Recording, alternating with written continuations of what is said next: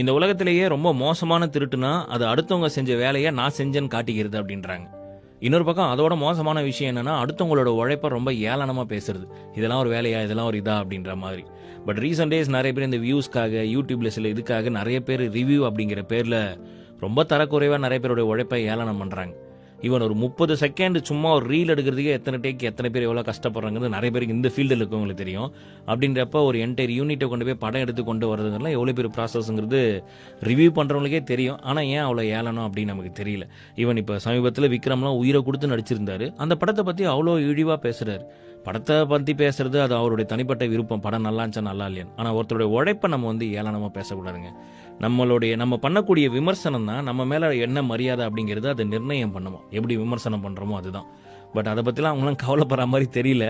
ஆனால் ஒருத்தங்களுடைய உழைப்பை எக்காரணத்தை கொண்டு நம்ம எந்த ஃபீல்டில் இருந்தாலும் அது எவ்வளோ சின்ன வேலையாக இருந்தாலும் பெரிய வேலையாக இருந்தாலும்